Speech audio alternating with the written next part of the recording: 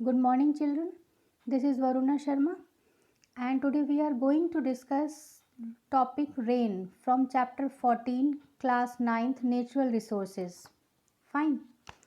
So, बेटा आज इस वीडियो में हम पढ़ेंगे कि रेन फॉर्मेशन कैसे होता है, किस तरीके से जो है रेन ड्रॉप्स डेवलप होती हैं और फिर वापस जो है वाटर ड्रॉपलेट्स पानी के रूप में या बारिश के रूप में वापस लैंड तक पहुंचती हैं। तो देखिए what is rain. First of all we should know what is rain.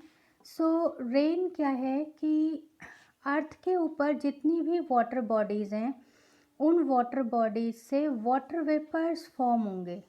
ठीक है, फॉर एग्ज़ाम्पल ऐसे आप देखिए, सपोज़ ये कोई वाटर बॉडी है, बड़ी सी वाटर बॉडी है और इसके अंदर जो है वाटर भरा हुआ है ना, वाटर है इस वाटर बॉडी के अंदर। तो जब सनलाइट यानी सन से रेडिएशंस आने शुरू होंगे और इस वाटर बॉडी की जो सरफेस के ऊपर जितना भी पानी है ये सारा पानी यहाँ से हीट एब्जॉर्ब करने के बाद इन वाटर मॉलिक्यूल्स की काइनेटिक एनर्जी इंक्रीज होनी शुरू होगी। समझ गए? हीट यानी रेडिएशंस आएंगे, मींस हीट आ गई वाटर सरफेस पर, और हीट जो है एनर्जी की फॉर्म है। तो मॉलिक्यूल्स जब उस हीट को एब्जॉर्ब कर लेंगे तो मॉलिक्यूल्स में काइनेटिक एनर्जी डेवलप होगी। ये जो काइनेटिक एनर्जी डेवलप होगी ये मॉलिक्यूल्स के अंदर मूवमेंट क्रिएट करेगी और एक लेवल तक आ जाएगा जब काइनेटिक एनर्जी जो सरफेस मॉलिक्यूल होंगे, वाटर सरफेस मॉलिक्यूल, उनकी काइनेटिक एनर्जी इतनी ज़्यादा इंक्रीज़ हो जाएगी कि वो इस वाटर सरफेस को छोड़कर वाटर बॉडीज से बाहर निकलना शुरू होंगे और इसी फॉर्म को हम कहते हैं वेपर्स। अंडरस्टैंड वेपर्स कैसे बनी? तो ये क्योंकि वाटर से बन रही हैं तो दीज आर वाटर वेपर्स। अब ये वाटर वेपर्स धीरे धीरे ऊपर की तरफ जाना शुरू होंगे। देखिए इन्होंने हीट एब्जॉर्ब की हुई है, तो जब ये ऊपर जाएंगी तो यहाँ पर जो आसपास में जितनी भी एयर होगी ये एयर भी इन वाटर वेपर्स की वजह से क्या होगी, वार्म अप हो जाएगी, गर्म हो जाएगी। और गर्म होने के बाद ये लाइटर हो जाएगी, हल्की हो जाएगी। ध्यान रखेंगे जब हवा गर्म हो जाती है तो वो हल्की हो जाएगी, लाइट हो जाएगी, और जब हल्की होगी तो क्या होगा, धीरे धीरे ऊपर बढ़नी शुरू होगी। और जब ये क्लाउड्स के आसपास पहुंचेगी तो वहाँ पर टेम्परेचर होता है कम, यानी नीचे से तो ऊपर जा चुकी है, और जब ये क्लाउड्स के आसपास पहुंचेगी वहाँ पर टेम्परेचर होगा कम। उस कम टेम्परेचर पर ये जो वाटर वेपर्स हैं ये कंडेंस्ड हो जाएंगी। क्या होंगी? कम टेम्परेचर कम होने पर इनमें क्या हो जाएगा, कंडेंसेशन। कंडेंसेशन यानी जो गैसियस फॉर्म है वो पहले तो जो है लिक्विड फॉर्म में, टेम्परेचर कम होने पर लिक्विड फॉर्म में, और फिर धीरे धीरे जो है सॉलिड फॉर्म में, स्लाइटली सॉलिड फॉर्म में आनी शुरू होगी, जैसे कि आइस की फॉर्म में। ठीक, तो उस फॉर्म में, लेकिन प्रॉपर आइस नहीं आ पाती, थोड़ा सा लिक्विड फॉर्म ही रहता है इनका, तो वाटर की फॉर्म में ये आ जाएंगे। और यहाँ पर जो ये ऊपर एटमॉस्फेयर होगा, क्योंकि यहाँ पर टेम्परेचर कम है, वाटर वेपर कंडेंस्ड हो गए, वापस लिक्विड फॉर्म में आ गए, है ना, ये आप ध्यान रखेंगे। अब एक दूसरी बात आप समझे कि यहाँ पर जो एटमॉस्फेयर में से जब ये जा रहे थे वाटर वेपर्स, तो एटमॉस्फेयर में डस्ट पार्टिकल्स भी तो होंगे। तो ये जो डस्ट पार्टिकल्स होंगे, जैसे ये जो डस्ट पार्टिकल्स होंगे, इनके चारों तरफ ये वाटर वेपर्स ऐसे चिपक जाते हैं, समझ रहे हैं, और ये छोटे छोटे से इस टाइप के स्फेरिकल स्ट्रक्चर बन जाते हैं, और बीच में जो ये ड्रॉपलेट के अंदर ये जो डस्ट पार्टिकल है इट एक्ट्स एज न्यूक्लियस, इसको न्यूक्लियस कहते हैं। अब ये ऊपर एटमॉस्फेयर में ये जो वाटर ड्रॉपलेट्स हैं with dust particle as nucleus, ये यहाँ पर फ्लोट करते रहेंगे, ठीक है, घूमते रहेंगे हवा के साथ। हवा जब होगा वाटर करंट तो छोटे छोटे ड्रॉपलेट्स ऊपर घूम रहे होंगे। अब वाटर वेपर तो देखिए डेली ऐसा ही होगा कि रात को जब सन नहीं होगा तो ये कंडेंस्ड हो जाएंगे, दिन के टाइम पर फिर से ये थोड़े जो हैं लिक्विड फॉर्म में आ जाएंगे। तो ये प्रोसेस चलता रहता है बहुत दिन तक। अब क्या होगा, अर्थ के ऊपर रोज़ सूरज आ रहा है ना, रोज़ सनलाइट आ रही है, हीट एनर्जी आ रही है, तो इवेपोरेशन थोड़ी ना रुक रहा है, वाटर बॉडी से रेगुलर इवेपोरेशन पहुंच रहा है। तो धीरे धीरे क्या होगा, कुछ समय बाद यहाँ पर वाटर ड्रॉपलेट्स हो जाएंगे ज़्यादा, और एयर फ्लोट करने के साथ साथ ये जो वाटर ड्रॉपलेट्स होंगे, ये वाटर ड्रॉपलेट्स आपस में चिपकना शुरू हो जाएंगे। टकराएंगे पहले, तो टकराने के बाद ये चिपकना शुरू हो जाएंगे और फिर ये बड़े, जब दो वाटर ड्रॉपलेट इस तरीके से आपस में चिपक गए तो क्या होगा, बड़े बड़े वाटर ड्रॉपलेट्स बनने शुरू हो जाएंगे। अब ये जो बड़े बड़े साइज़ के वाटर ड्रॉपलेट्स यहाँ पर बनेंगे, एक वक्त ऐसा आएगा, एक समय इतना ज़्यादा पानी इन्होंने जो है एब्जॉर्ब कर लिया है, पानी इकट्ठा कर लिया इन ड्रॉपलेट्स ने, कि इनका वज़न हो जाएगा ज़्यादा और वेट इनका बढ़ने की वजह से, भारी हो जाने की वजह से ये ज़्यादा टाइम तक एटमॉस्फेयर में फ्लोट नहीं कर पाएंगे और ये ज़मीन पर आने शुरू हो जाएंगे। जब ये ज़मीन पर आने शुरू हो जाएंगे उसी को हम कहते हैं रेन। अंडरस्टैंड? तो ये हमने अभी किया है रेन, किस तरीके से रेन फॉर्मेशन होगा। तो देखिए अभी हम उसको आगे भी कर लेते हैं। तो falling down of water droplets from clouds by cooling down and condensation of water vapor is known as rain. Fine. अब ये जो ट्रांसपिरेशन हो रहा है यानी रेन फॉर्मेशन हो रहा है, वो किस किस प्रोसेसेस से हो रहा है वो आप देखिए। Water vapour is formed by huge amount of evaporation, huge amount of evaporation from water bodies due to heating of sun. यानी जब हीटिंग ऑफ सन होगा तो वाटर बॉडीज़ में जो पानी है वो इवेपोरेट होगा हीट एब्जॉर्ब करने के बाद में, और धीरे धीरे बाहर वाटर बॉडीज से इवेपोरेट होकर वाटर वेपर्स बाहर निकलने शुरू होंगे। इसके अलावा प्लांट्स में बहुत सारे प्रोसेस हो रहे हैं, जैसे ट्रांसपिरेशन हो रहा है ना, रेस्पिरेशन प्रोसेस। जब हम रेस्पिरेशन करते हैं तो कार्बन डाइऑक्साइड के साथ भी वाटर वेपर्स रिलीज होते हैं। और जैसे स्वेटिंग है तो स्वेटिंग में भी परस्पायरेशन जब हम कर रहे हैं, बॉडी से स्वेटिंग है, स्वेट में भी पसीना में भी पानी होगा, तो उन सारे प्रोसेस से भी वाटर वेपर्स बन के एटमॉस्फेयर में जा रहे हैं। फाइन। तो ये तो हो गया वाटर वेपर्स बनने का प्रोसेस। अब आगे देखिए, आगे रेन ड्रॉप किस तरीके से बनेगी। During day time the rain gets heated up, sorry the air gets heated up. जब दिन का टाइम होगा तो एयर गर्म होनी शुरू होगी, साथ साथ वो राइजेस होनी शुरू होगी, राइज अप हो जाएगी, ऊपर की तरफ जानी शुरू होगी। Carries water vapours with it, ठीक। और इस गर्म हवा में वाटर वेपर्स भी प्रेजेंट होंगे। As the air rises up, जैसे जैसे एयर जो है ऊपर चलना शुरू होगी, तब क्या होगा कि धीरे धीरे ऊपर जाने के बाद में वहाँ पर एटमॉस्फेयर होगा कम, तो जो वाटर वेपर है वो कंडेंस्ड होनी शुरू हो जाएगी, और कंडेंस्ड होने के बाद it will form टिनी droplets. टिनी droplets बन जाएंगे। ये जो टिनी ड्रॉपलेट्स बनेंगे जस्ट लाइक इस तरीके से छोटे छोटे ड्रॉपलेट्स बनने शुरू हो जाएंगे। ये जो टिनी ड्रॉपलेट्स बनेंगे, अब इनमें डस्ट पार्टिकल भी प्रेजेंट होगा, है ना। जैसे सपोज ये टिनी ड्रॉपलेट है तो ये हो गया डस्ट पार्टिकल। तो ये जो डस्ट पार्टिकल है, इट एक्ट्स एज या न्यूक्लियस, जिसमें डस्ट हो सकता है, स्मोक पार्टिकल हो सकता है ना, और चारों तरफ जो है पानी है कंडेंस्ड फॉर्म में। तो ये सारे जो है आपस में चिपकना शुरू हो जाएंगे और इसी को हम कहते हैं क्लाउड। अंडरस्टैंड? क्लाउड्स क्या है?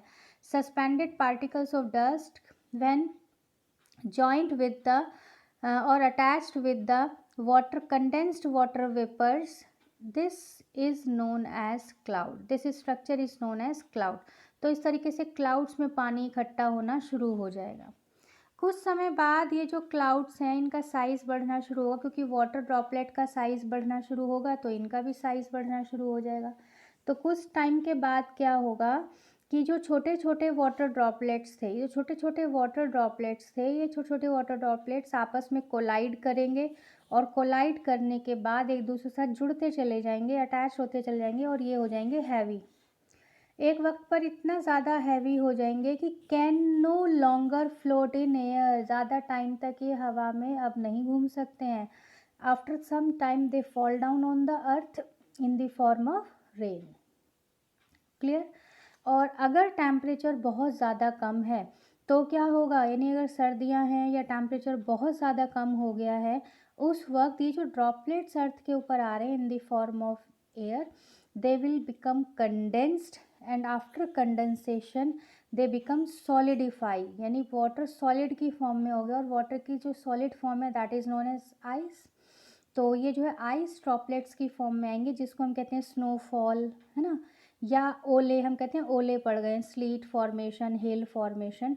तो उस तरीके से ये स्ट्रक्चर्स बनने शुरू हो जाते हैं और ज़मीन पर आने शुरू हो जाते हैं, या तो स्नो की फॉर्म में या स्लीट और हेल की फॉर्म में। आई होप आज समझ में आ गया होगा आपको कि वाटर रेन फॉर्मेशन किस तरीके से होती है और कैसे स्नोफॉल वगैरह होते हैं प्रोसेसेस।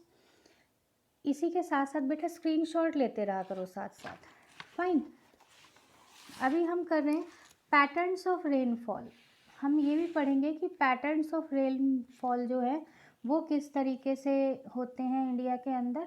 तो बहुत ज़्यादा तो क्योंकि हम बायो के अंदर कर रहे हैं तो मोस्ट ऑफ द पार्ट जो है वो ज्योग्राफी का पार्ट है, लेकिन थोड़ा सा हम आइडिया यहाँ से लेते हैं। सबसे पहली बात तो ये है कि पैटर्न्स ऑफ रेनफॉल जो है विंड पैटर्न के अकॉर्डिंग चलेगा। मीन्स विंड पैटर्न जो होगा वो ही डिसाइड करेगा पैटर्न ऑफ रेनफॉल को। ये चीज़ आप ध्यान रखें, ठीक है। ये एक इम्पॉर्टेंट फैक्टर होगा कि विंड जो है, विंड का जो डायरेक्शन होगा, जो उसका फ्लो होगा, that will decide the pattern of rainfall. And India में अगर हम बात करें तो मोस्टली जो मानसून रन करता है या तो वो साउथ वेस्ट चलता है, साउथ से वेस्ट की तरफ, या फिर नॉर्थ वेस्ट चलेगा। फाइन।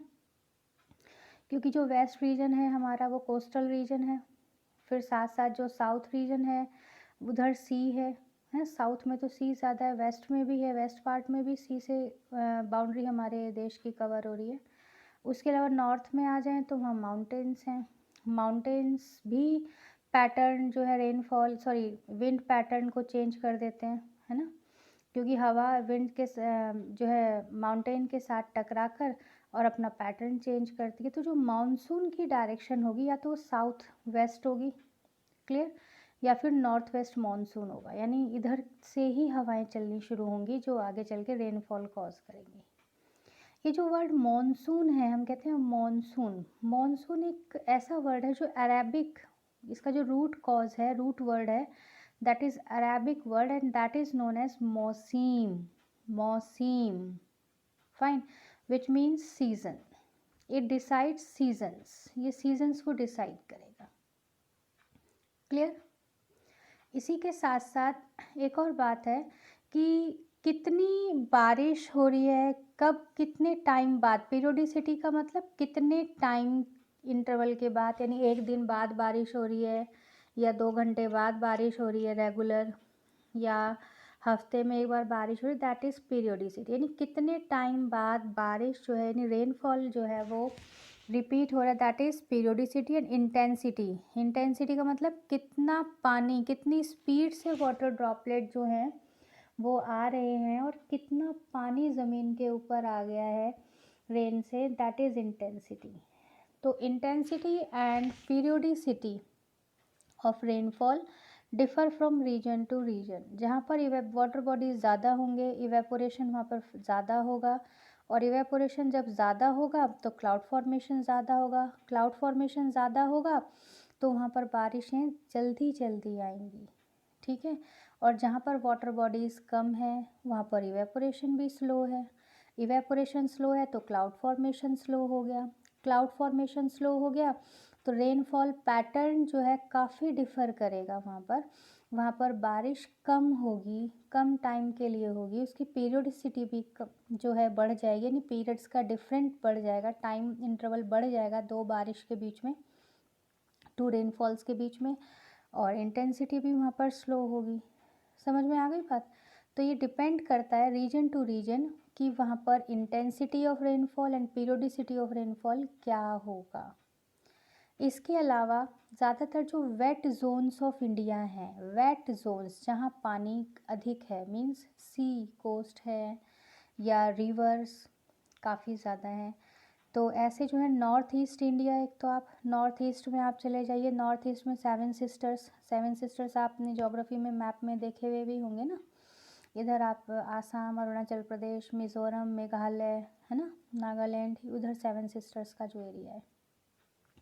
तो north east India and Western Ghat, Western Ghat पर आप आ जाइए, इधर महाराष्ट्र और इधर गुजरात की साइड में जो घाट हैं दैट इज़ वेस्टर्न घाट, यहाँ पर भी क्योंकि सी कोस्ट है तो यहाँ पर वेट, इसको हम कहते हैं वेट जोन ऑफ इंडिया। तो जो ये जो वेट जोन ऑफ इंडिया है यहाँ पर वाटर रेनफॉल काफ़ी अच्छा है, और रेनफॉल अच्छा होने की वजह से जो है यहाँ पर बायोडाइवर्सिटी बहुत ज़्यादा है। मतलब बहुत ही डिफरेंट टाइप के ऑर्गेनिजम्स वहाँ पर हैं और अधिकता में हैं। बायोडाइवर्सिटी बहुत ज़्यादा है, ये बायोडाइवर्सिटी रिच रीजन में आते हैं। क्लियर। सो यहाँ पर ये जो वेट जोन ऑफ इंडिया है, more than 200 centimetre annual rainfall वहाँ पर हो रहा है। 200 सेंटीमीटर का मतलब समझ लो, 100 सेंटीमीटर मीन्स 1 मीटर, और 200 सेंटीमीटर 2 मीटर। अब लगा लो अर्थ से ऊपर 2 मीटर तक पानी आ रहा है, और वो अर्थ वापस उसको एब्जॉर्ब भी करेगी, इतनी बारिश वहाँ पर हो जाती है। एनुअल रेनफॉल है ये, ठीक है। इसके अलावा जो इंडिया में इंटरमीडिएट जोन है, वहाँ पर इंटरमीडिएट जहाँ वाटर बॉडीज़ नॉर्मल हैं, मतलब हैं वहाँ पर, तो 100 to 200 सेंटीमीटर रेनफॉल होगा। और जो एरिड जोन है जहाँ वाटर बॉडीज़ बहुत कम है, क्लाउड फॉर्मेशन भी बहुत कम है, वहाँ 20 to 50 सेंटीमीटर रेनफॉल ही होगा। क्लियर। सो स्क्रीनशॉट भी लेते रहें बेटा। फाइन। तो आज के इस वीडियो में हमने कवर किया है rain formation and patterns of rainfall. I hope आपको समझ आ गया होगा किस तरीके से क्लाउड फॉर्मेशन होता है और रेन फॉर्मेशन होता है। ठीक है, फिर भी कोई क्वेरीज़ हों तो आप मुझे बता सकते हैं। चैनल को सब्सक्राइब करें, लाइक करें और शेयर करें। Take a screenshot.